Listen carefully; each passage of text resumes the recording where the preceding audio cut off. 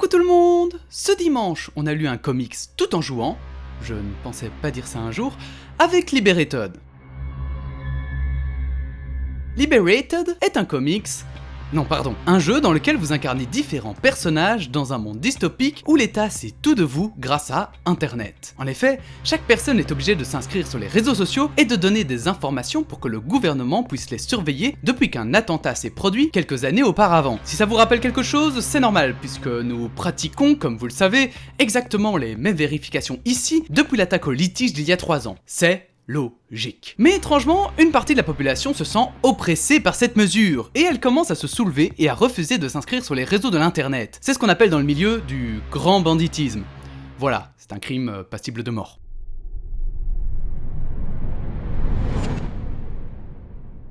Dans le premier épisode, on incarne donc un personnage qui vient de rejoindre la résistance. Poursuivi par la police pour ne pas avoir mis de photos sur un réseau social, il est engagé comme hacker afin d'aider les résistants dans leur lutte. Mais avant de pouvoir faire quoi que ce soit, il va falloir qu'il fasse ses preuves. Bon, l'histoire est cool et assez bien réfléchie, avec un petit twist de fin qui est plutôt surprenant. Même si heureusement que c'est une fiction, parce que sinon, comment on ferait pour vous intéresser si on ne sait rien de vous?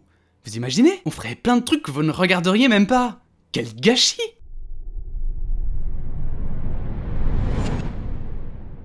Mais ce qui est le plus intéressant avec ce jeu, c'est surtout sa lecture. Enfin, son gameplay, pardon. Désolé, j'ai tendance à me tromper. Parce qu'il y a un style comics super joli avec des phases de gameplay très bien incorporées dans le récit. Ce jeu est un véritable croisement entre le jeu vidéo et la bande dessinée. C'est un équilibre parfait entre lecture et gameplay. Le côté BD sert à raconter les cinématiques et le côté jeu sert à vivre les actions des personnages de manière plus intense. L'idée est vraiment géniale, c'est vraiment fait à la perfection. Mais si vous m'avez suivi, j'ai bien dit qu'on était dans une fiction. Et dans toutes les histoires, on embellit les choses.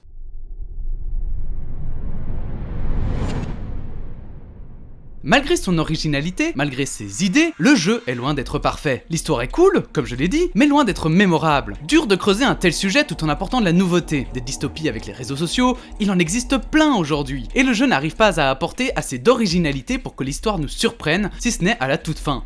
Mais cela ne rattrape clairement pas assez le reste du récit, et c'est tant mieux pour nous. Se poser des questions, ça prend la tête. C'est mieux que vous nous fassiez confiance. On n'ira pas fouiner dans vos informations. Enfin, sauf si vous avez fait quelque chose.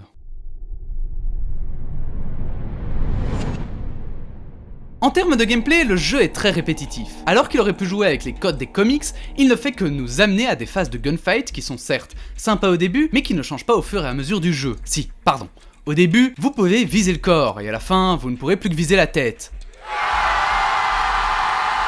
Franchement, on s'attendait à plus de diversité au vu du début prometteur que le jeu nous a présenté. En plus, l'IA est sérieusement aux fraises, et la difficulté se résume à qui tire le premier. Vous aurez aussi quelques phases de QTE, totalement oubliables puisqu'elles seront présentes qu'au début du récit, et 2-3 bonnes idées de game design qui arriveront rarement. En fait, il y a pas mal d'idées qui méritaient d'être creusées, et après avoir terminé tous les chapitres, on ne peut s'empêcher d'être déçu.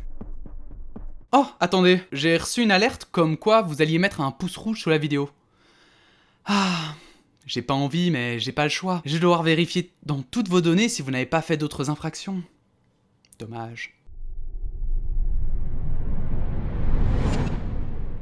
Bref, Liberated est un jeu qui proposait beaucoup d'innovations. Le crossover parfait entre la BD et le gaming. Malheureusement, le jeu a des faiblesses qui nous empêchent de l'apprécier comme il se doit. En fait, il est très inspirant en tant que créateur, mais en tant que joueur, il est plutôt décevant. Malgré tout, vous pourrez vous procurer ce jeu pour 16,79€ avec une durée de vie de 4 à 5 heures de jeu. Ce qui est un peu cher, mais qui peut valoir le coup si vous cherchez à passer le temps avec un jeu ni bon, ni mauvais, mais créatif. Voilà, c'est tout pour cette critique, j'espère qu'elle vous aura plu. N'hésitez pas à passer sur le stream, où vous pourrez constater la justesse de nos critiques en direct live.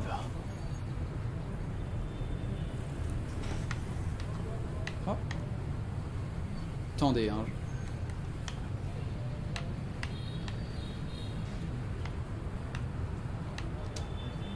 Ah, je dois cliquer.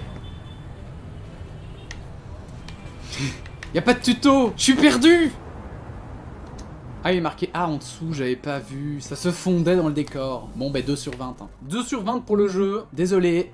On est peut-être dur, mais juste. Nana, et à bientôt.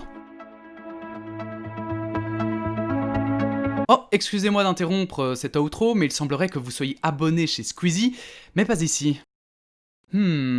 C'est fâcheux. Les autorités sont en route et ne devraient plus tarder à arriver chez vous. Police. Open up. Au revoir.